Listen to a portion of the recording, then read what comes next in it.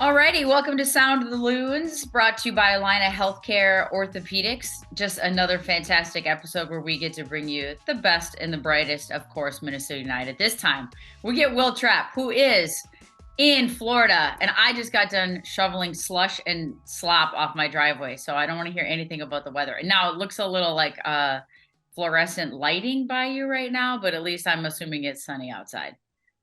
It is sunny outside. I can see a little bit of the snow in the background of yours, and I'm sorry.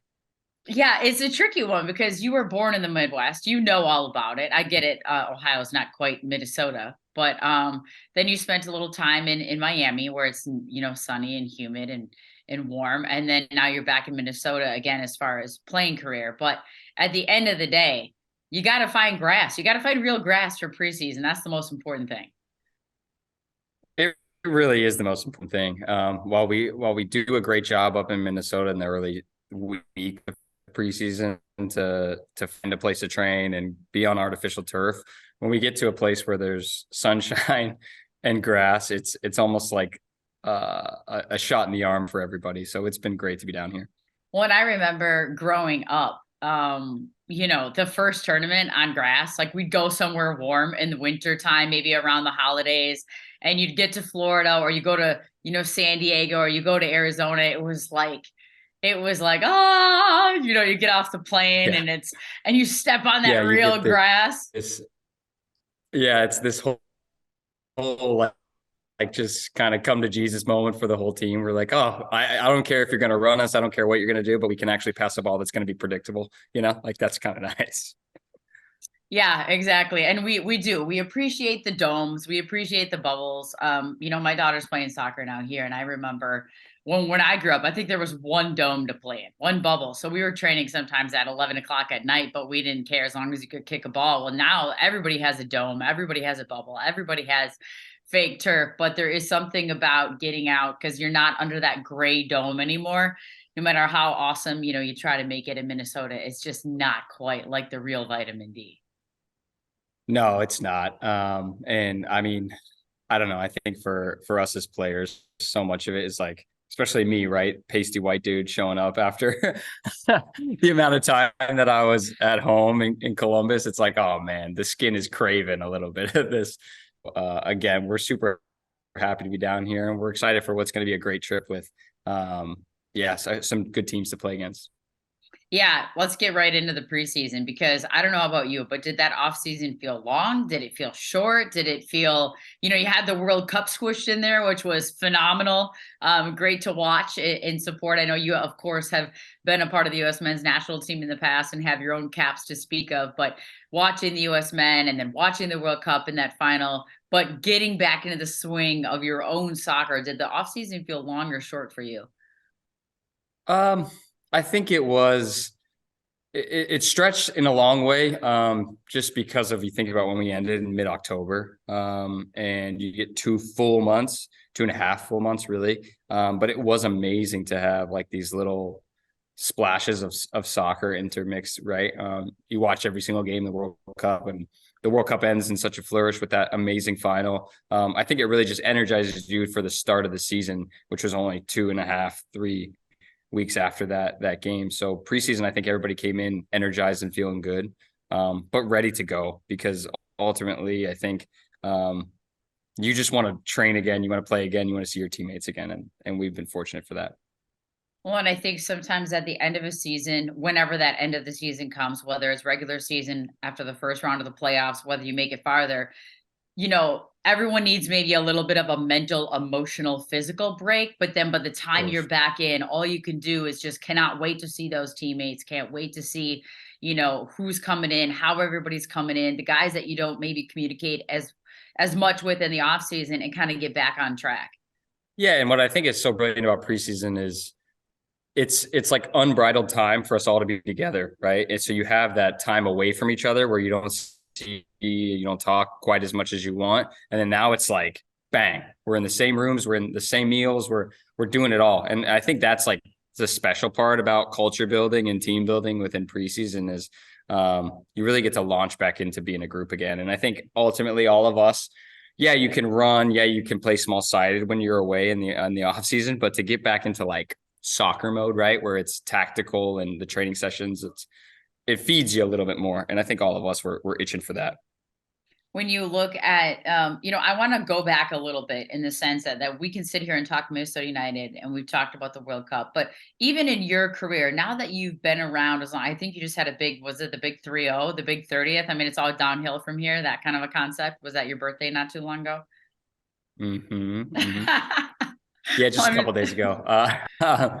Yeah, yeah, I mean, take it for what it is. It's just another year, right? Put the money in the bank, keep moving kind of thing in my eyes. but when you look at your career, what you've been able to accomplish, how do you go into preseason now compared to maybe years 1 through 5 and then 6 through, you know what I mean? How do you make sure you're mentally, physically prepared for the preseason, for the season that's to come? Yeah, it's a great question, Kyndra. I think so much of it is knowing your body. And over my 11th year, you start to understand things you need to address in the off season that will set the stage for the season. I mean, in many regards, we don't get to lift as heavily as we would want to during the season. So this is the time in the off season. And also, like you mentioned, just getting a little bit of a mental reset to like, hey, it's a grueling 9 to 10 months. You don't get to have the family time you want. You don't get to do things and travel really at all. So using the off season to kind of meld those two worlds of getting the on the field small detail work and gym work that you want to do, but also like resetting it's something I've worked really hard to just find the balance of. And we were super fortunate this off season to be back in Columbus around family. And it was amazing. It was amazing. So it was like the perfect mixture of the two. Do you ever try to instill some of that wisdom that you've gained over the years to the younger guys, or do you just kind of let guys find their groove, see if they come to you with questions? How do you approach that now as a veteran of the team and of the league? Yeah, it's a good one too. I think so much of it, right, is like in the early days. I think we talked about this last year. It's like how guys show up and how they do in the early days of preseason shows you how hard they worked, right? And if you're doing well in those moments, the young guys are kind of like, or whoever, doesn't have to be young guys, but they gravitate towards like, well, what were you doing? How did you do this type of thing? And fitness has always been something for me that I enjoy doing, I guess. So it is fun to be able to, I guess, pass on some things that I do to younger players. And if it sticks, it sticks. If it doesn't work for them, it doesn't work for them. It's not a big deal.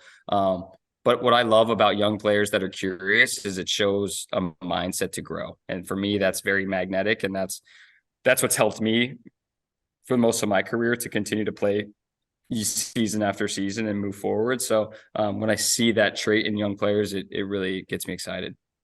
So then when you look at this year and this season and this team, how long does it take you to decompress from last year and the way you guys ended up? And how much do you turn the page and look forward to the next year and feel like this roster, this group has something to really build off of? Yeah, you know what's interesting for me is if I look at where we were a year ago versus where we are now. And last year we had a lot of new players come in. And you're learning these guys, you're figuring out what works for them, what doesn't work for them, how we can build relationships and how we can be effective on the field. So you come in now a year later and it's like, oh, I know you, you know me. And I think for us as a group, having continuity in the roster is so important. And the way the season ended with, yes, a loss, but a strong performance, I think we turn the page, learn from it and understand, hey, this is kind of the blueprint for who we want to be and how we need to show up in every game. And if we do that, we can be very, very effective and difficult team to play against. So you mix that with the fact that we now know each other more and the trust builds and the accountability builds and responsibility builds. For me, that's what it gets me really excited about this season. To that point, last year, the new guys that were brought in, and this is maybe speaks to my thought, and tell me if I'm just completely off base on this, that to build a roster around good international players and good MLS players, where you can have the familiarity of guys that know what the league is, know what to expect from the league. You got brought Zarek Valentin in, Daniil Henry, Cameron Dunbar, who's a young guy, but has been in the league. You can go down the list, Clint Irwin as well. But then last year you had some new internationals, and now they're not new anymore. And then you've got these MLS veterans. So how important is it on the roster to kind of have a good mix of both of those? I think every successful team has that, right? You look at the teams that have won championships the past 3, 4, 5 years, and there's a confluence of both those sides of things. And I'm really excited about the young players we have and guys that we brought in last year that are really now getting into the full swing of comfort and understanding the league. And then obviously guys like Daniil, Zarek, Clint, these are guys that not only are they seasoned professionals, but they are also really, really good culture locker room guys. And if I've learned anything about the inner workings of a team, is you need a strong backbone and spine of guys that understand how to just show up every day and how to be leaders through what they do on the field, how to be leaders with conversations they have. And these are guys that tick those boxes and some, right? So again, like I mentioned, I'm super excited for this season because I feel as if the mixture and the balance is right in the sweet spot for us, but we obviously have to do the work. Well, and speaking of doing the work, there's going to be some competition in that midfield, which we all know competition makes everybody better. It makes everybody work hard every single day. But you've got, Hassani Dotson, assuming, back in the mix, coming back from his ACL. You've got Kervin Arriaga, you've got yourself, you've got Reynoso, you've got Robin Lod, who played some in the midfield.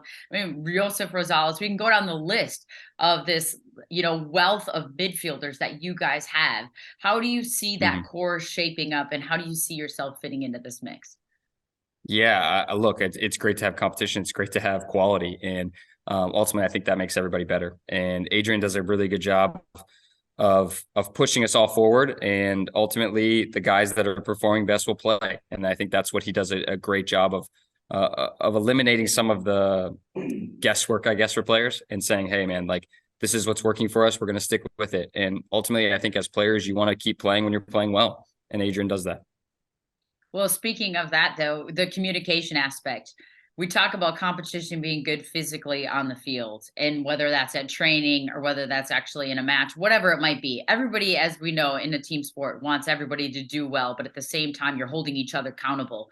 As a leader of this team and a captain oftentimes of this team, where do you find yourself in that mix of the communication, leadership, holding each other accountable, holding yourself accountable? How do you feel your role is?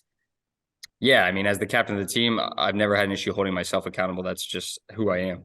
I think from the understanding of what it looks like across the entire team, so much of it comes from the standards that Adrian puts forth, and then taking those and kind of being the mouthpiece for the group. So distilling that down for, hey, our midfield group, distilling that down for, hey, the young guys, whatever it may be, is super important to my role within the team. What's been the best part of getting back together so far? Is there anybody that came back with a good story, a terrible haircut, some good fashion sense? On the lighter side of things, what's been the scoop of guys coming back in?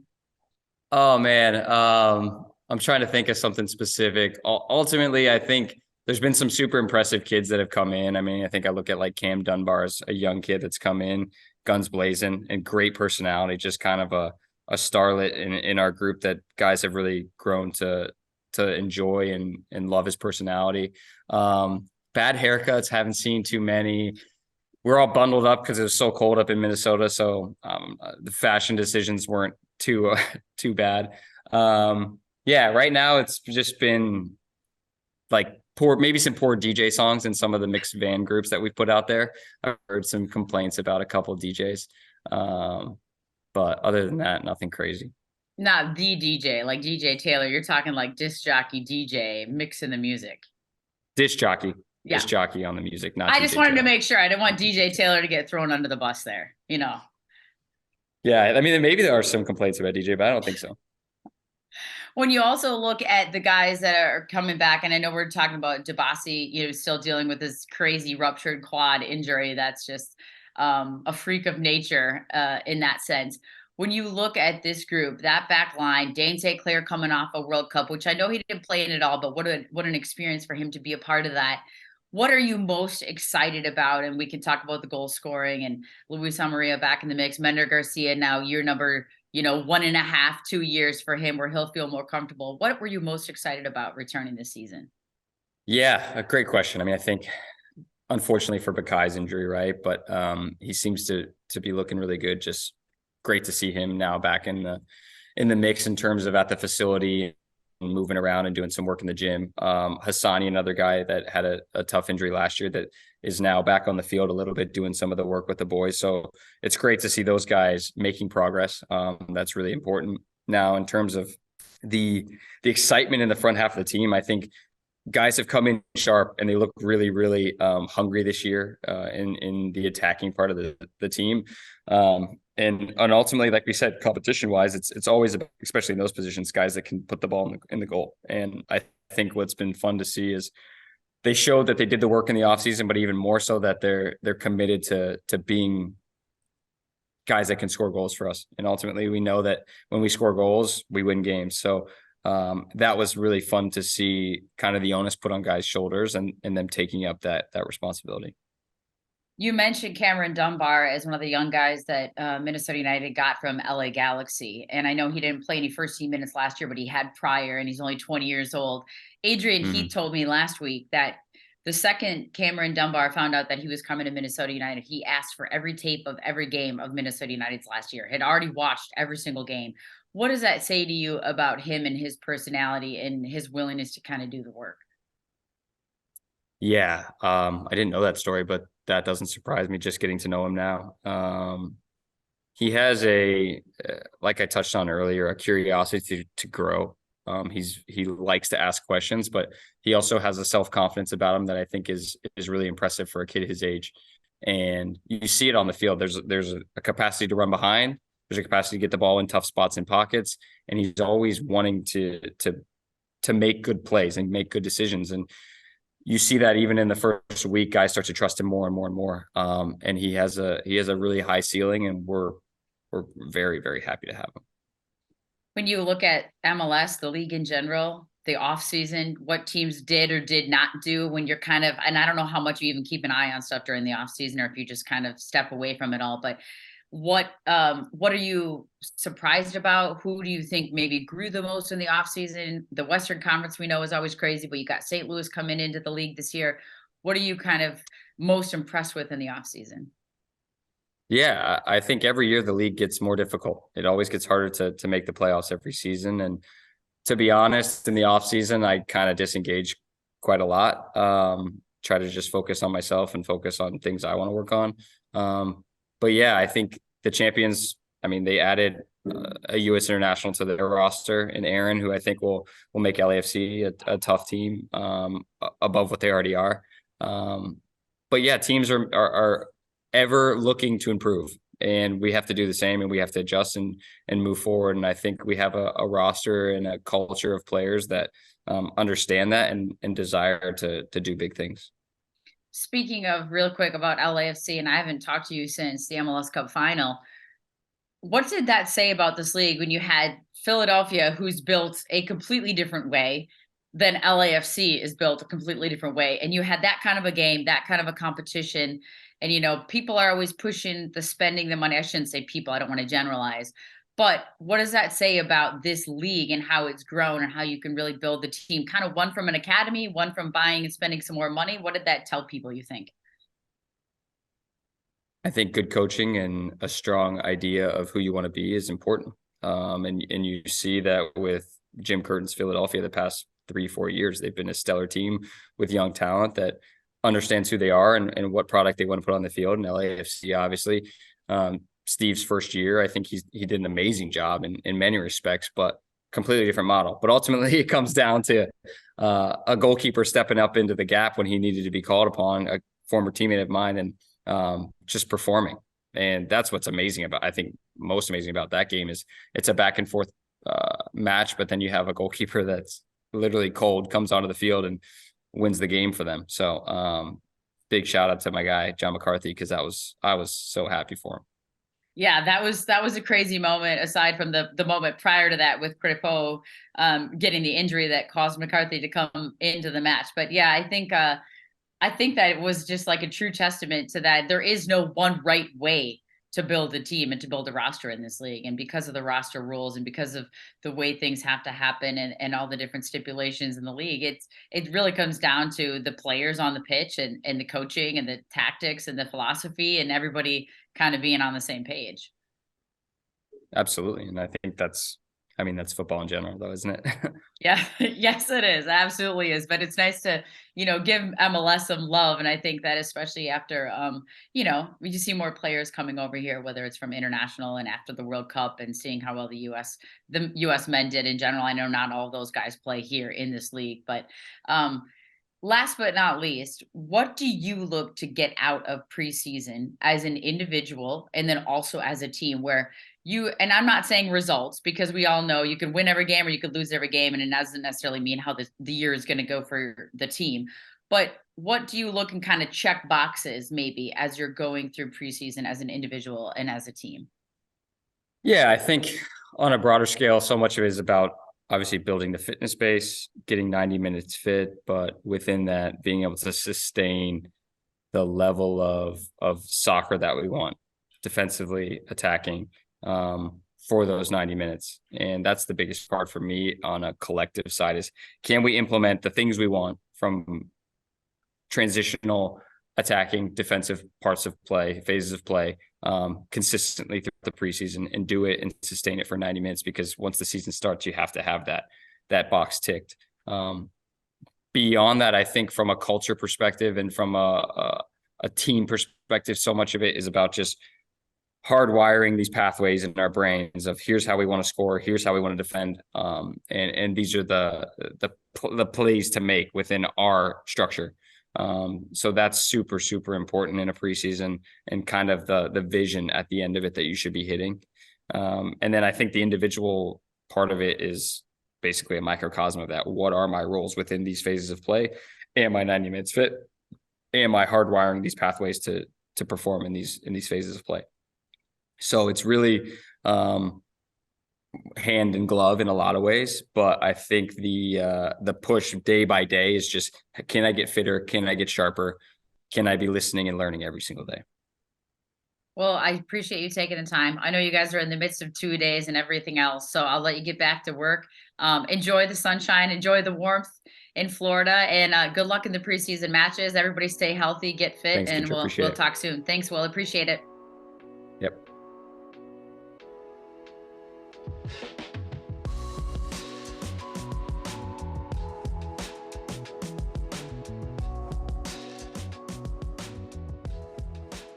When injury takes you out of the game, it's time for your team to step up. At Allina Health Orthopedics, you'll get expert care backed by a whole health system of providers. With records, test results, and care team, you are always close to the care you need. Schedule now at allinahealth.org/ortho.